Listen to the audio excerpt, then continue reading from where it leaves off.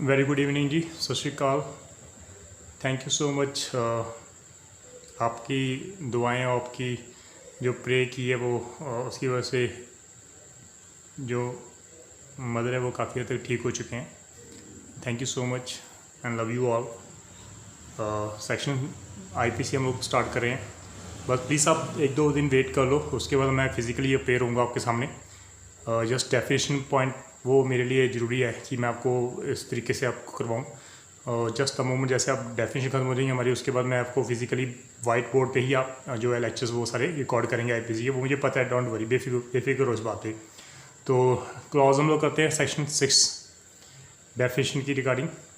Definition की अगर मैं बात करूँ तो सेक्शन 6 क्या कह रहा है कि थ्रू आउट दिस कोड, पूरे आईपीसी में जितनी भी डेफिनेशंस दी हुई हैं ऑफेंसेस के रिगार्डिंग, एवरी पैनल प्रोविज़न, जितनी भी प्रोविजंस दी हैं हमारे पिछले भी सेक्शंस में, जितने भी इलस्ट्रेशन दी हैं ऑफ एवरी सच डेफिनेशन और पैनल प्रोविज़न के रिगार्डिंग, उसका मतलब हम लोग ये मान के चलेंगे shall be understood subject to the exceptions contained in the chapter entitled general exception. तो ये गाइस सबसे इंपॉर्टेंट बात कह दी इन्होंने कि पूरे इंडियन पैनल कोड में जहाँ भी ऑफेंसेस के रिगार्डिंग बात की गई है, जहाँ भी पैनल प्रोविज़न के रिगार्डिंग बात की, जहाँ भी इलस्ट्रेशन रिगार्डिंग बात की गई है, वो एक्सेप्शन के अकॉर्डिंग ही मानी जाएगी। उन सब पे एक्सेप्शन जो जनरल एक्सेप्शंस हैं वो रूल्स अप्लाई होंगे। तो general exception, we have two kinds of exception, that is a general exception and a special exceptions. मैं आपको यहाँ पर बिल्कुल क्लियर कर रहा हूँ, हमारे इंडियन पैनल कोड में दो तरह के एक्सेप्शंस पाए जाते हैं। The first is general exceptions which covered section 76 onwards, जिसमें हमारे ऐसे ऑफेंसेस हैं जो ऑफेंसेस नहीं माने जाते। ठीक है जी, लाइक ऑफेंसेस जो है वो 7 साल के बच्चे ने अगर कमिट किया तो वो it's not an offence. Accident, it is not an offence. तो गाइस जनरल सेशंस में कोई भी पनिशमेंट जो है किसी भी अक्यूज को नहीं दी जाती। लेकिन on the other hand we have a special exception to, like section 300 covered 5 exceptions, and if you proved any exception under section 300, that means that the accused is not punished under section 302 but under section 304, कल्पल homicide के लिए वो liable होगा। तो उसकी वो सजा कम कर रहे हैं। 337 338 हम लोग कवर करेंगे। These are the all the exceptions, but these are the general exceptions, sorry special exceptions. General exceptions में बिल्कुल भी किसी भी तरीके की कोई भी पनिशमेंट नहीं दी जा सकती। इसलिए सेक्शन 6 ने बिल्कुल क्लियर कर दिया कि भाई हमारे थ्रू आउट इस पूरे कोड में जहाँ भी डेफिनेशन क्लॉज दी गई है किसी ऑफेंसेस के रिगार्डिंग, पैनल प्रोविजन है, इलस्ट्रेशंस हैं, वो सब्जेक्ट टू जनरल एक्सेप्शन है।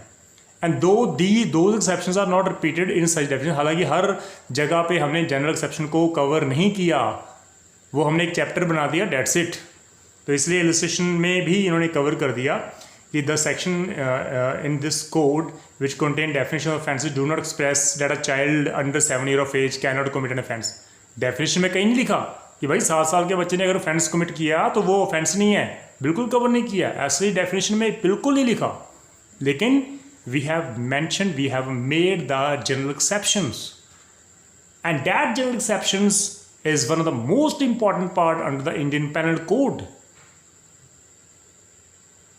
तो guys this is the first illustration जिसमें वो बच्चा, उन्होंने कह रहा है कि अगर 7 साल का बच्चे ने अगर कोई ऑफेंस कमिट किया है तो वो तो जनरल एक्सेप्शन है, and there is no offence if that child committed any offences mentioned under the Indian panel code. तो ये हालांकि ये डेफिनेशन में दिया ही नहीं ऑफेंस की, बट स्टिल हम लोग मान के चलते हैं कि जनरल एक्सेप्शन कवर है उसमें। सेकेंड इलस्ट्रेशन, जो पुलिस ऑफिसर है अगर वो विदाउट वारंट अरेस्ट कर रहा है, एप्रीहेंड कर रहा है, एप्रीहेंड मीन्स अरेस्ट करना, जेड को अरेस्ट कर रहा है जिसने मर्डर कमिट किया है, तो फिर यहाँ पर a police officer who is doing his job, who is doing his duty and apprehended the Z does not commit any offence of wrongful confinement.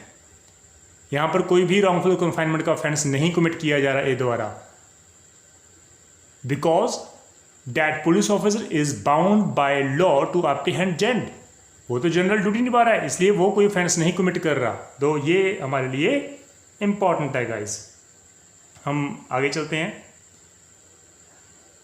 यहाँ पर सेक्शन 7 भी हम लोग एक्सप्लेन कर देते हैं। सेक्शन 7 की डेफिनेशन क्या है? वहाँ पर लिखा sense of expression once explained. भाई हमने एक बार सीपी कोड पूरे आईपीसी में एक जगह अगर किसी को डिफाइन कर दिया ना, तो इसका मतलब पूरे आईपीसी में उसका मतलब सेम लेके चलो। हमने डेफिनेशन में डिसऑनेस्ट की डेफिनेशन बता दी, हमने पूरे सेक्शंस में उस डेफिनेशन को रिपीट नहीं किया। हमने जेंडर को उसको इंटरप्रेट कर दिया, हमने मेल को इंटरप्रेट कर दिया, वो हम पूरे सेक्शंस में थोड़े ना उसको इंटरप्रेट करते चलेंगे। तो every expression which is explained in any part of this code, कहीं भी अगर किसी वर्ड को एक्सप्लेन किया गया है तो भाई पूरे आईपीसी में उसका मतलब सेम ही लेके चलो। That means the word which is interpreted और defined under this code, and if that word is again repeated in the same code, it means that we have the same meaning and that part also. Section 8, gender.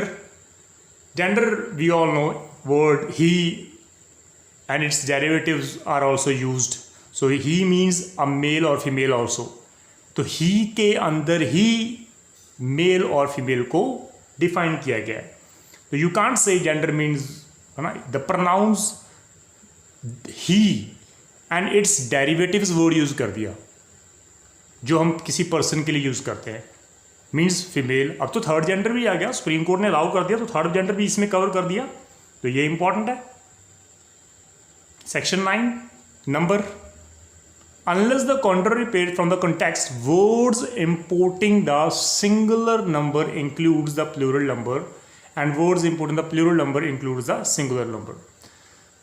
तो भाई इसमें हालांकि number को कहीं ज़्यादा हमारे लिए मेजर पार्ट इंपॉर्टेंट नहीं है, इसको आप स्किप भी कर सकते हो, ये ना तो प्री में आएगा ना मेन में आएगा। हालांकि इन्होंने इंटरप्रेट कर दिया कि सिंगुलर नंबर में प्लूरल नंबर भी इंक्लूड होता है, प्लूरल में सिंगुलर नंबर भी इंक्लूड कर दिया। मैंने एक थप्पड़ मारा तो उसकी एक ही सज़ा मिलेगी, मैंने 10 थप्पड़ मारे भाई उसकी भी एक ही सज़ा मिलेगी, तो उसको दोबारा रिपीट करने की ज़रूरत नहीं है। हाँ, section 10 is important. Number times pre में क्वेश्चन आ चुका है, भाई मैन को कहाँ डिफाइन किया है? भाई मैन को सेक्शन 10 में डिफाइन कर दिया, वहाँ पे वर्ड यूज है a male human being of any age, means एक दिन का बच्चा भी मेल है, वो मैन है। And the word woman it denotes a female human being of any as. One day human, अगर बच्ची एक लड़की ने जन्म लिया है जो अभी 1 घंटे की है, 1 आवर्स हुआ है उसके जन्म को, तो वो भी भाई फीमेल है। अगर उसको रिगार्डिंग उसके अगेंस्ट कोई ऑफेंस कमिट किया जा रहा है तो दैट मीन्स आप लायबल हो सकते हो। यहाँ पर number of times question put किया था क्वेश्चन कि भाई 2 साल की बच्ची का मॉलेस्टेशन हो सकता है या नहीं? डेफिनेटली हो सकता है मॉलेस्टेशन, डेफिनेटली वो रेप भी हो सकता है उसका, डेफिनेटली उसकी मोडेस्टी भी हर्ट हो सकती है। You can not say that the woman who is of age 15 और plus only has the modesty, you can't say. So woman of any age, even of a day, एक दिन की बच्ची के भी वही मोडेस्टी होती है, आप उसकी मोडेस्टी को हर्ट नहीं कर सकते। You can't commit any offense against her. So this is the word we interpret, we use a woman, it denotes a female human being of any age. Important further. Now section 11, ये number of times pre में question आ चुका है, please आप ध्यान में रखा करो। Person को डिफाइन किया गया है, तो भाई पर्सन यहाँ पर कंपनी भी पर्सन है, एसोसिएशन मीन्स पार्टनरशिप फर्म भी पर्सन है, बॉडी ऑफ पर्सन्स को भी हमने पर्सन माना है। ऐसी कंपनी जिसको इनकॉर्पोरेट कर दिया जाए, इनकॉर्पोरेट नहीं है अभी वो रजिस्टर्ड नहीं है, तो भी वो पर्सन मानी जाएगी।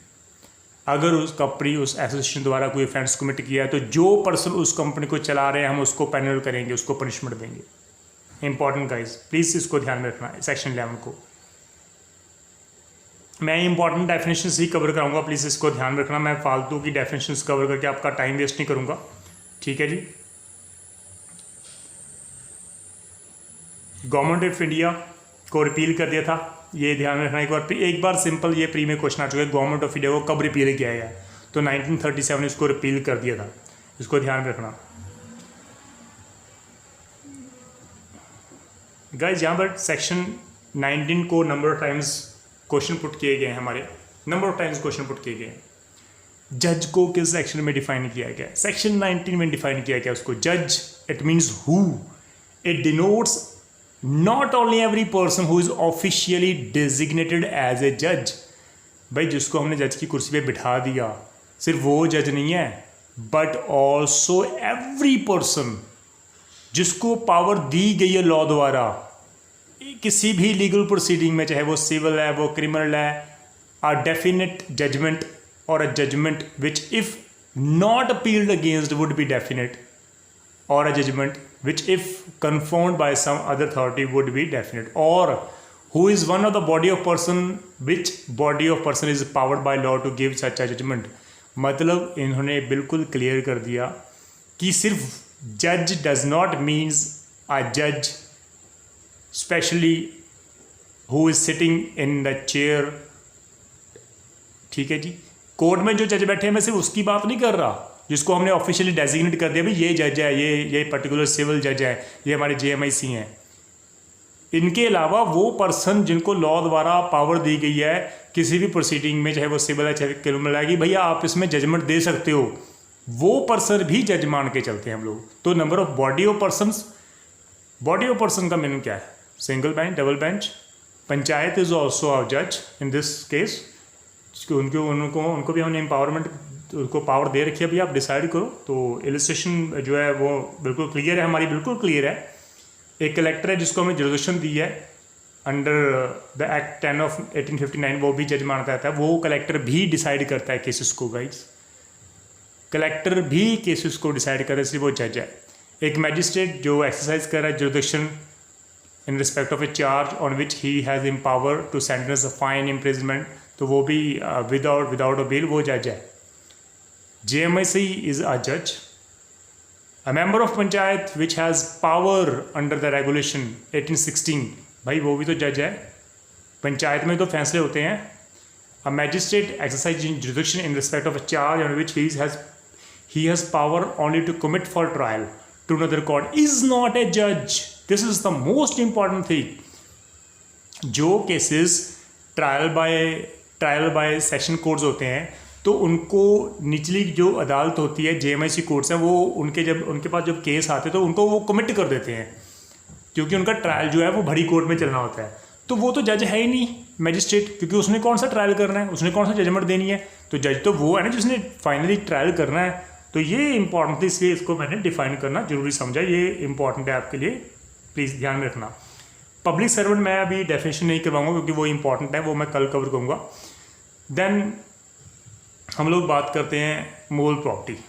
मूवल प्रॉपर्टी की मैं बात कर रहा हूँ, भाई मूवल प्रॉपर्टी है क्या? Movable property is not defined under the Indian panel code but intended to include corporate property of every description except land or thing attached to the earth, जिसको हम लोग छू सकते हैं, जिसको हम टच कर सकते हैं गाइज, वो मूल प्रॉपर्टी है। एक्सेप्ट वर्ड यूज़ कर दिया, ऐसी प्रॉपर्टी जो लैंड है वो इमूवेबल प्रॉपर कवर होती है, वो मूवल प्रॉपर्टी नहीं है। या ऐसी प्रॉपर्टी जो अर्थ से जुड़ी हुई है, अटैच्ड है, लाइक सीलिंग फैन, वो अटैच्ड है हमारे, जब हमने अटैच कर ले वो इमूवेबल प्रॉपर्टी बन गई। हैंड पंप है, वो ज़मीन में अटैच्ड है। हमारी मोटर है, वाटर पंप्स जो हैं हमारे, वो अटैच टू अर्थ है, वो हमारी इमूवेबल प्रॉपर्टी नहीं है। तो immovable property word is not defined under the Indian panel code, although it is defined under the transfer of property act. तो गाइज मूवल प्रॉपर्टी सिंपल जिसको हम लोग मूव कर सकते हैं, वो उसमें कॉर्पोरेट प्रॉपर्टी भी आ गई ऑफ एनी डिस्क्रिप्शन। तो then we have another section that is now wrongful gain. Wrongful gain number of times pre में क्वेश्चन आ चुके हैं। रॉन्गफुल गेन है क्या? भाई रॉन्गफुल गेन का मतलब क्या है? वर्ड से ही क्लियर है, रॉन्गफुल गलत पैसा कमा रहे हो आप, अनलॉफुल तरीके से पैसा कमा रहे हो। ये रॉन्गफुल गेन का मतलब है, is gain by unlawful means of property to which the person gaining is not entitled. जिस पर्सन ने गेन किया है वो एक्चुअली में लीगली इंटाइटल्ड नहीं है उसको रखने के लिए, लेकिन उसने गलत अनलॉफुल मीन्स से वो प्रॉपर्टी अपने पास रख ली, वो रॉन्गफुल गेन है। अब जिसको लॉस हो गया वो रॉन्गफुल लॉस है। दैट मीन्स टू से अगर ए ने बी की वॉच चुरा ली तो ए का तो गेन हो गया, ए को तो वॉच मिल गई, वो रॉन्गफुल गेन कर रहा है। अब बी की लॉस हुआ है, वॉच उसने चुरा ली बी की, तो बी को रॉन्गफुल लॉस हुआ है। तो रॉन्गफुल लॉस की डेफिनेशन क्या है? Wrongful loss is the loss by unlawful means of property to which the person losing it is legally entitled. अब बी था वो लीगली इंटाइटल्ड था वो अपनी वॉच रखने के लिए, लेकिन ए ने चुरा ली, तो वो रॉन्गफुल गेन कर रहा है ए, और रॉन्गफुल बी जो लॉस है वो बी को मिल रहा है। Third point, gaining wrongfully, losing wrongfully. तो a person is said to gain wrongfully when such person retains wrongfully, कोई भी वस्तु को अगर आप अपने पास रख लेते हो, as well as when such person acquire wrongfully, a person is said to lose wrongfully when such person is wrongfully kept out of any property, as well when such person is wrongfully deprived of property. Same example, B की watch मैंने चुरा ली है तो भाई B का तो loss हो गया, अब उसको तो मैंने डिप्राइव कर दिया उसकी प्रॉपर्टी से, तो उसको तो रॉन्गफुल लॉस हो गया, तो लूजिंग रॉन्गफुली। अब ए जो है वो उसने बी को डिप्राइव कर दिया और वो रिटेन करके रख रहा है वो उस प्रॉपर्टी को रॉन्गफुली, अब वो क्या कर रहा है? रॉन्गफुली गेन कर रहा है। तो ये ध्यान में रखना, सेक्शन 23 इंपॉर्टेंट है। देन सेक्शन 24, मैं यहाँ पर एक बात फर्दर क्लियर कर दूँ गाइस। मेंसरिया जो मैंने पहले उसको मैंने आपको डिफाइन कर दिया था लेक्चर में, role of mens rea under the Indian panel code, that is very important lecture जो आपको मैंने पहले डिलीवर किया है। Mens rea it includes everything, ill will, आपकी नॉलेज, आपकी dishonest intention, it covers everything. तो मेंसरिया को फर्दर नंबर ऑफ सेक्शंस में डिफाइन किया है, like section 24 dishonestly, dishonest it means वो आपकी मेंसरिया की बात कर रहा है। सो whoever does anything with the intention of causing wrongful gain to one person, wrongful loss to another person, said that he is doing a wrongful thing dishonestly.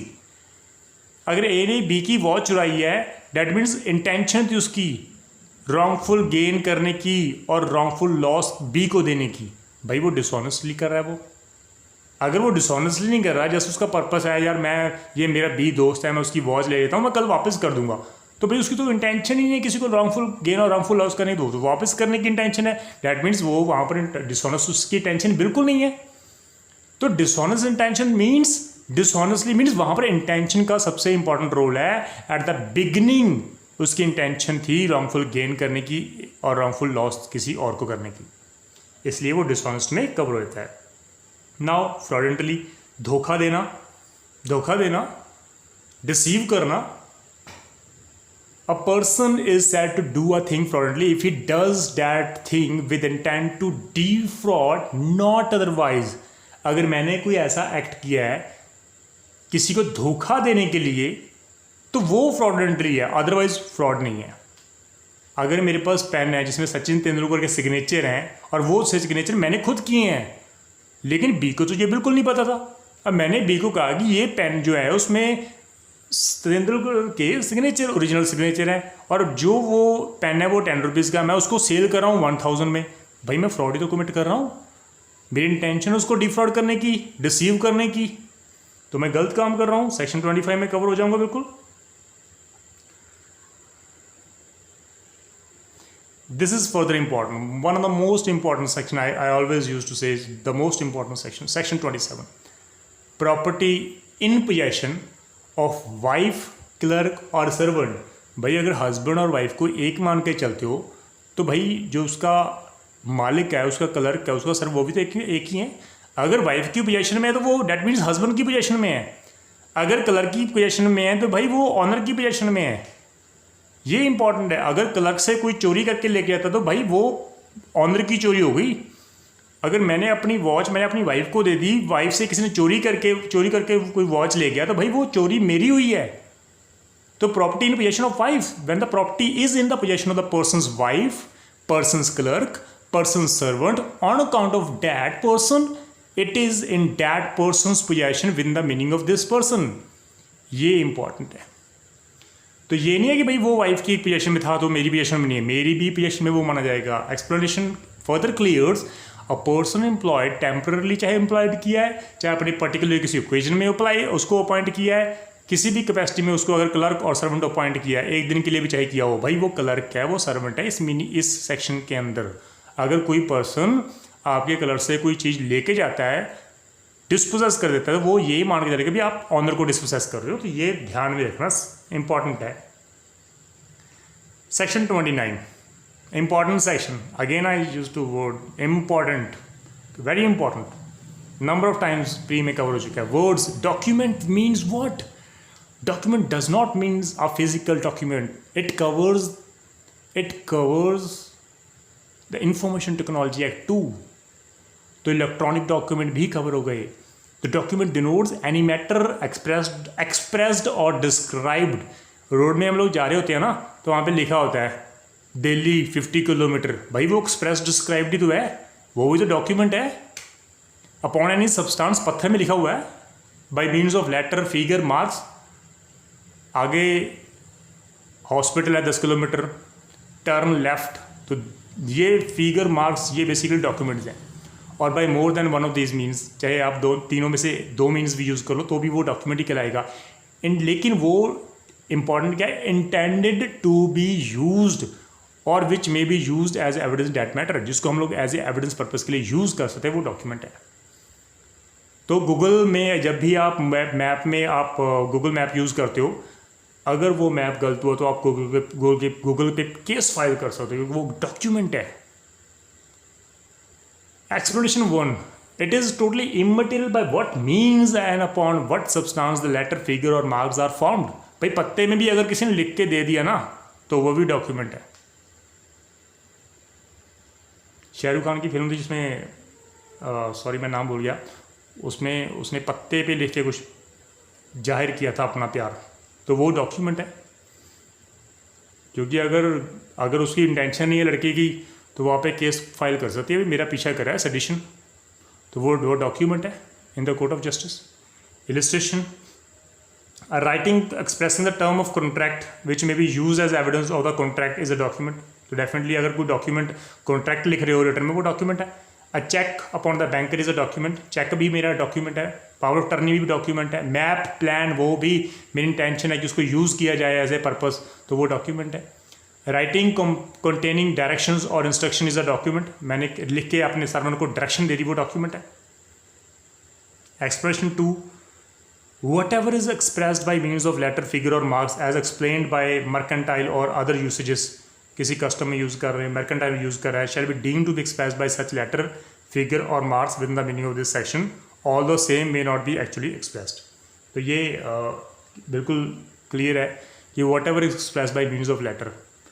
Mercantile अगर कोई use कर रहा है, किसी चीज़ को लिख रहा है, वो अपने किसी को डिस्क्राइब कर रहा है, लेटर में लिख रहा है, कोई फिगर जब मार्क बना रहा है, तो वो भी हम लोग डॉक्यूमेंट ही मान के चलेंगे. इसको बिल्कुल फर्दर क्लियर कर दिया इलस्ट्रेशन ने. वहाँ पर लिखा है कि A writes his name on the back of the bill of exchange payable to his order. हम लोग चेक के पीछे हम लोग अपना नाम लिख देते हैं ना बिल ऑफ एक्सचेंज के पीछे, वो बिल्कुल डेफिनेटली वो डॉक्यूमेंट है. The meaning of the endorsement as explained by the mercantile usage is that the bill is to be paid to the holder. तो इसका मतलब ये है कि भाई बिल पेज हो चुका है, तो वो एविडेंस है. The endorsement is a document. That endorsement is a document and must be constructed in the same manner as if the words pay to the holder. भाई यहाँ पर बिल्कुल एक बात क्लियर कर दो. हम लोग जब छोटे थे तो स्कूल में पढ़ते थे, तो जब स्कूल में टीचर्स हमें नोट लिख के देती थी कि जाओ पेरेंट्स के सिग्नेचर करके लेके आओ. तो भाई पेरेंट्स के सिग्नेचर तो कैसे होते हैं वो सबको आपको पता ही है. घर पे तो जाता ही नहीं था लेटर, खुद ही हम लोग साइन मार के खुद ही टीचर को दे देते. मैंने नंबर ऑफ टाइम्स किया, मैं खुद एडमिट करता हूँ, बच्चे थे हम लोग. तो वो डॉक्यूमेंट जो गलत किया है वो डेफिनेटली वो डॉक्यूमेंट है. पकड़े जाते थे हम लोग, भाई ये किसके सिग्नेचर है. पेरेंट्स को नेक्स्ट टाइम बुलाते थे, ये आपके सिग्नेचर है, नहीं जी मेरे नहीं है. फिर पड़ती थी डांट, वो डॉक्यूमेंट है. ठीक है जी. तो ये 20 सेक्शन 9 है, काफ़ी इम्पॉर्टेंट है. देन 29A, क्योंकि मैंने इलेक्ट्रॉनिक की बात की थी, तो सेक्शन 29 में जो भी कुछ लिखा है अगर वो इलेक्ट्रॉनिक रिकॉर्ड में है तो भाई इंफॉर्मेशन टेक्नोलॉजी एक्ट 2000 में हमने अमेंडमेंट कर दी थी, तो इलेक्ट्रॉनिक रिकॉर्ड भी हम लोग मान के चलते हैं। तो एनीथिंग, ईमेल कर दी हमने, व्हाट्सएप कर दिया, टेलीग्राम पे मैसेज छोड़ दिया, गलती से मत लिखना गलत वर्ड्स, इलेक्ट्रॉनिक रिकॉर्ड्स हैं, आप फंस जाओगे। फेसबुक पे हम लोग बहुत शेयर कर देते हैं बातें, इलेक्ट्रॉनिक रिकॉर्ड है, नंबर ऑफ टाइम्स FIR हो चुकी है इनके रिगार्डिंग, प्लीज़ आप ध्यान रखना। तो फेसबुक पे भी आप अलर्ट रहना।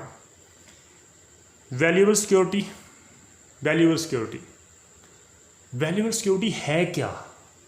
कोई भी document which is or purport to be a document, जहाँ वो डॉक्यूमेंट अगर माना जाए वेयर बाई जिसमें लीगल राइट किसी को दिया जाता है, जहाँ उसका लीगल राइट एक्सटेंड किया जाता है, जहाँ ट्रांसफ़र किया जाता है, रिस्ट्रिक्शन किया जाती है उसके लीगल राइट को, एक्सटिंग्विश खत्म किया जाता है उसका राइट, रिलीज़ किया जाता है उसका right, whereby any person acknowledge that he lies under the legal desire, या ऐसा कुछ जिसमें वो पर्सन एक्नॉलेज कर रहा है कि मेरी legally, I am legally liable to such and such person, वो भी वैल्यूएबल सिक्योरिटी है। Or has not a certain legal right, जिसमें कोई पर्सन लिख रहा है मेरा यहाँ पर कोई इसमें राइट नहीं है, वो भी वैल्यूएबल सिक्योरिटी है।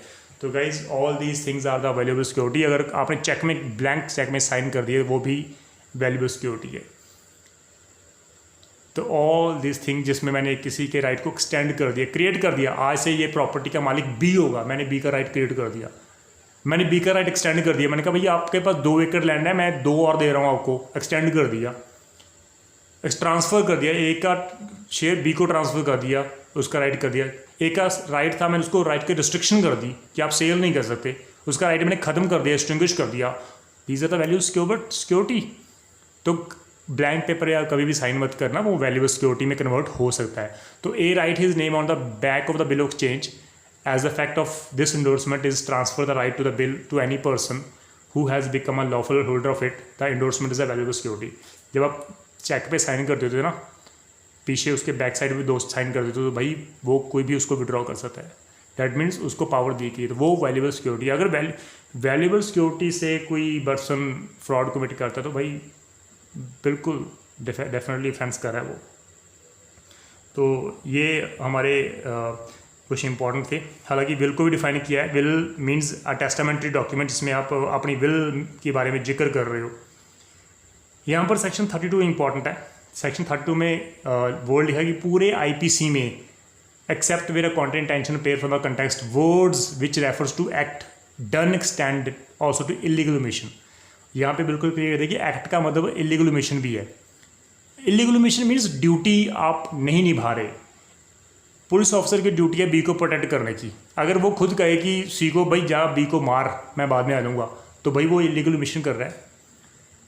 एक मदर की ड्यूटी है अपने बच्चे को फीड करने की, अगर वो फीड नहीं कर रही है और उस बच्चे की डेथ हो गई तो वो लीगल ओमिशन कर रही है।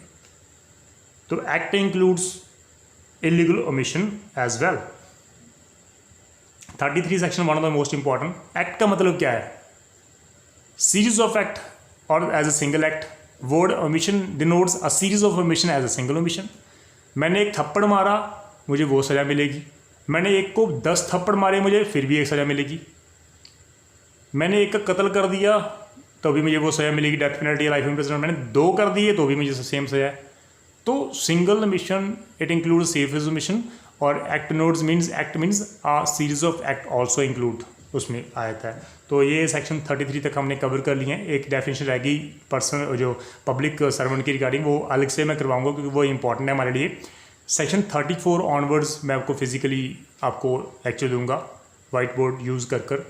तो thank you so much guys, आपकी दुआओं हमारे साथ हैं। Thank you so much. आज मैंने इसलिए लेट अपलोड किया कि मदर की जो थी हेल्थ वो काफ़ी ठीक है आगे से। सो हाथ जोड़कर मैं सबका धन्यवाद करता हूँ, क्योंकि हम लोग फैमिली हैं, डेफिनेटली एक दूसरे की प्रे बहुत ज़रूरी होती है हमारे लिए। तो थैंक यू सो मच प्यार करने के लिए, थैंक यू सो मच इस चैनल को आगे ले जाने के लिए, थैंक यू सो मच इस चैनल में जो पर्पस था उस पर्पस को फुलफ़िल करने के लिए। Thank you so much. सत श्री अकाल।